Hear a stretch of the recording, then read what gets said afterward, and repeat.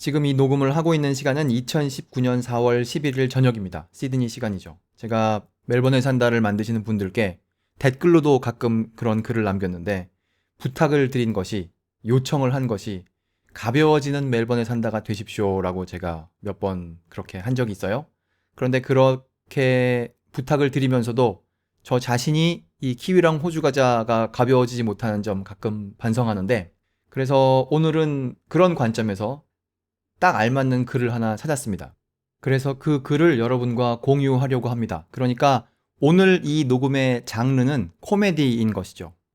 아주 작은 글을 하나 발견했는데요. 사실 그거를 제가 뉴질랜드의 어느 웹사이트에서 읽고 있었어요. 그런데 그거를 다 읽고 나서 보니까 그 글이 news.com.au 거기서 왔다는 거예요. 그래서 제가 다시 news.com.au 거기에 가서 그 원전의 글을 발견했습니다. 그 원래 글을 발견했습니다. 그래서 그 글을 하나 여러분과 읽으려고 합니다.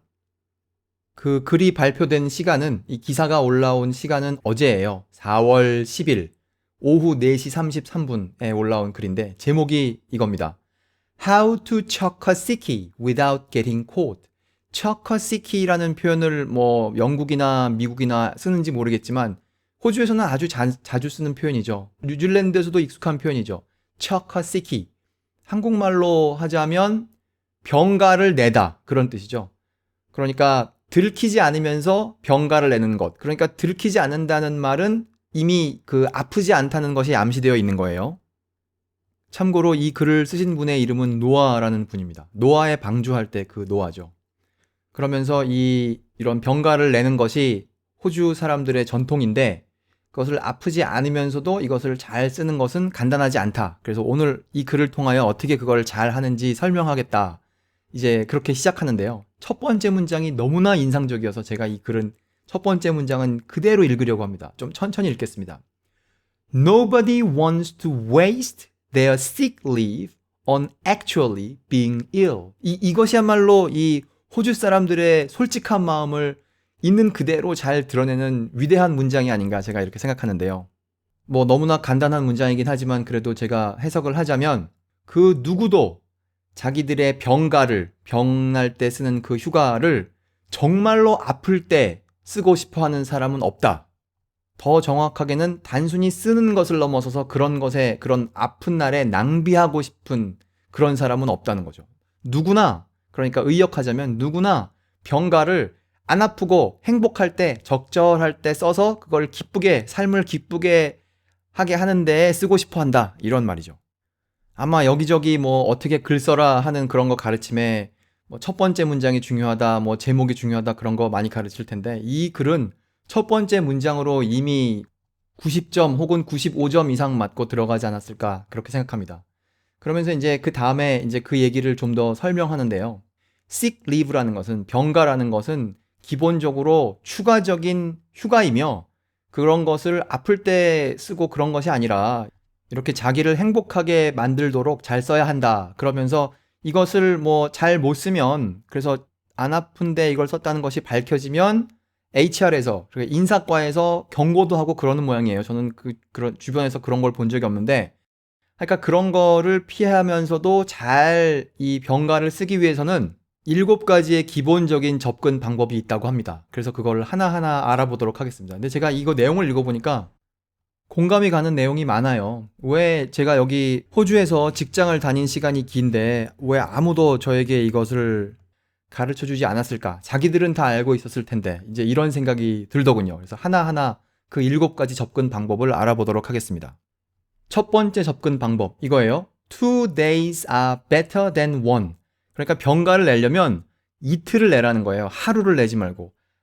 하루 동안 아프다고 하고 그 다음날 건강한 모습으로 나타나면 좀 의심을 받는단 말이죠. 그러니까 이틀을 써서 확실히 아픈 척을 해야 그게 아픈 것으로 보이는데, 그 어느 이틀을 쓰느냐 하는 것도 여기 나와 있어요. 수요일과 목요일에 그 병가를 내랍니다. 그리고서는 아픈 몸을 이끌고 금요일임에도 불구하고 회사로 오면 그 회사에서 저 사람 정말 일에 대한 애정이 각별하구나 라고 생각을 한다는 거예요. 그렇게 해서 하라는 거죠. 여기서 하지 말아야 할 일에 대해서 얘기하고 있는데요. 월요일과 금요일을 끼워서 이틀을 하지 말라는 거예요. 그러니까 병가를 월요일 화요일에 낸다거나 아니면 금요일 월요일에 낸다거나 혹은 목요일 금요일에 낸다거나 그렇게 하면 의심을 받는다고 합니다. 여기 쓴 표현은 이거예요. massively suspect. 그거죠. 큰 의심을 받는다. 제가 이걸 처음 보고 이 suspect란 단어는 동사 아니면 명사로 쓰이는데 혹시 massively suspicious라고 해야 되는 것이 아닌가라고 생각을 하고 찾아봤어요. 그랬더니 그 suspect란 단어를 형용사로도 쓰는군요. 그러니까 이 massively suspect가 맞는 것이죠. 그래서 거기까지가 첫 번째 접근 방법이에요. 이틀을 써라. 하루를 쓰지 말고 이틀을 써라. 그것이고요. 두 번째 접근 방법은 미리미리 준비하라인 것인데, 그러니까 여기 지금 수요일과 목요일에 그 병가를 내기 위해서 월요일부터 아픈 척을 하라는 건 누구나 생각할 수 있는 거 아니겠습니까? 근데 여기서는 뭐를 하라고 하냐 하면 그 회사에서 말이 많은 사람, 그리고 여러 사람을 상대하는 그 사람한테 진통제를 빌리라는 거예요. 그러면 그 사람이 제가 시키지도 않았음에도 불구하고 자발적으로 여기저기다가 소문을 내겠죠. 저 사람이 아픈 것 같아. 이렇게. 이거 꼭 삼국지를 읽는 것 같지 않습니까? 여기 있는 문장을 제가 그대로 빌린다면 If she says you look pale, 그 사람이 말하기를 네가 창백한 것처럼 보인다라고 말한다면 then the battle is almost won. 전투는 거의 이긴 것과 다름이 없다. 이제 거기까지가 두 번째 접근 방법이죠. 세 번째 접근 방법은 use social media wisely 라고 적혀 있는데요. 사실 이것은 뭐 저랑은 거의 관계가 없습니다. 소셜미디어를 제가 거의 하지 않으니까. 근데 만약에 페이스북을 예를 든다면 제가 보니까 동료들이 서로서로의 페이스북을 많이 보더라고요. 이렇게 같이 일하는 사무실에서끼리 보는 것뿐만 아니라 이 조직이 크면, 그러니까 뭐 동료들이 미국에도 있고 저의 경우는 동료들이 뭐 유럽에도 많이 있고 그런데 미국에도 많이 있죠. 그러면 이제 서로서로 그걸 보면서 야, 누구누구가 어떻게 됐어? 뭐 이런 얘기를 서로 하더라고요. 그러니까 뭐라고 글을 올리면 이제 서로 보는 것이죠. 거기다가 이렇게 쓰라는 거예요. 오늘 밤엔 일찍 자야 한다. 이렇게 아주 소박하게 적으라는 거죠. 그러면 그걸 보고 남들이 이제 상상을 한다고 합니다. 여기 보면 그 소셜미디어에 하지 말아야 할 일이 나와 있는데요. 하지 말아야 할 일은 새벽 2시에 스크러피 머피에서 찍은 사진을 올리면 안 된다. 이렇게 돼 있어요. 그래서 제가 이걸 보고 스크러피 머피가 뭔가 하고 찾아봤습니다. 사람들은 다 아는데 저만 모르는 것인가 하고 찾아봤더니 이게 시드니 시내에 있는 아이리시 펍이에요. 그러니까 술집인 것이죠. 술집에서 찍은 사진을 새벽 2시에 올리고 그러면서 이제 병가를 낼 준비를 하는 거. 이거 좋은 접근 방법이 아닌 것이죠. 거기까지가 세 번째 접근 방법이고요. 네 번째 접근 방법은 왜 아픈 날 아침에 전화를 걸지 않습니까? 회사에. 우리 회사의 경우는 제 매니저한테 거는데 여기 뭐라고 되어 있냐면 전화를 아주 일찍 걸고 그리고 음성 메시지를 남겨라 이렇게 되어 있어요. 그러니까 이거는 아마 회사에다가 전화를 거는, 그러니까 다 같이 쓰는 전화에다가 사무실 대표 번호 같은 거에 전화를 거는 그런 거겠죠. 그렇게 하면 장점이 무엇이냐? 첫째, 아무와도 이야기를 나눌 필요가 없죠. 그냥 음성 메시지만 남기는 거니까.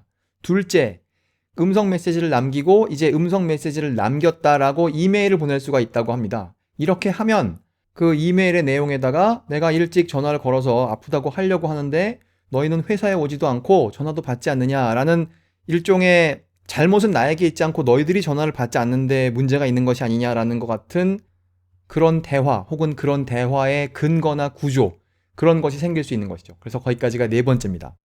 그 다음은 다섯 번째인데요. 어떤 병 때문에 아팠는가, 이제 그거에 대한 것인데 이 말하기 곤란한 병을 하나 고르라는 거예요. 그래서 그 병 때문에 밤새도록 화장실에 갔다고 말할 만한 그런 거를 고르라는 거죠. 그런 거를 하면 사람들이 그거에 대해서 물어보지 않는다고 합니다. 여기 나온 문장을 그대로 읽으면요. Any illness that can create unease for your colleagues is the go. 이것도 아주 마음에 드는 문장이에요. 그 어떤 병이라도 좋다. 어떤 병이어야 하느냐 하면 그 동료들에게 불편함을 만들어내는 그런 병명. 그런 거라면 is the go. 그러니까 참 마음에 드는 표현인데요. 그거라면 좋다. 그거라면 합격이다. 이런 뜻이죠. 그래서 그렇게 말하기 곤란한, 난처한 그런 병명을 고르라는 것. 그것이 이제 다섯 번째 접근 방법이고요. 여섯 번째는 제목이 이거예요. Do the voice.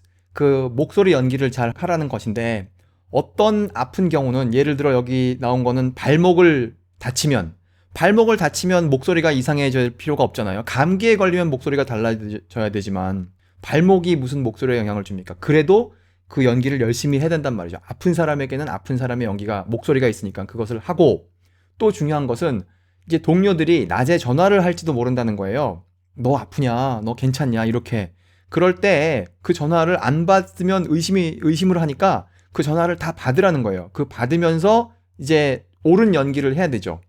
그러면서 사람들이 물어본답니다. 우리가 깨웠느냐? 낮에 걸면서 우리가 잠자는데 깨웠느냐라고 물어보면 이제 거기서도 옳은 대답은 뭐 깨우긴 했지만 원래 일어나려고 했었어 라고 말하는 것, 그것이 정답이라고 합니다. 이제 거기까지가 6번째고요. 7번째는 이거는 우리 한국에서 태어난 사람들한테는 이 관련이 없는 것인데, 텐을, 그러니까 피부를 그을리는 것, 그거를 하지 마라 이건데요. 그 아픈 날에 영화관에 극장에 가는 거는 괜찮지만 수영장에 가서 하루 종일 그 햇빛을 쬐면서 누워 있으면 안 된다는 거예요. 왜냐하면 그렇게 햇빛을 쬐고 그 다음에 회사에 가면 이제 백인들은 이렇게 햇빛에 쬐는 그런 색깔을 보고 건강해졌다고 생각하지 않습니까? 그러니까 아픈 사람이 회사에 돌아갔을 때 창백하고 약한 연약한 모습을 보여야 하는데 건강해 보이고 그러면 사람들이 그거 좀 의심한단 말이죠. 그러니까 그렇게 하지 말라는 것. 그러니까 이 7번째는 좀 우리에게 별로 그 해당 사항이 없는 것 같아요. 거기까지가 마지막 접근 방법, 7번째 접근 방법이었고요. 이제 이것으로서 글이 끝납니다. 그래서 이 지혜의 말씀으로 가득한 글, news.com.au에 나온 이 글, How to chuck a sickie without getting caught, 이 글 가벼운 마음으로 읽어보았습니다. 멜번에 산다 공식 헌정 팟캐스트 키위랑 호주 가자 4월 11일 녹음 여기서 마치겠습니다.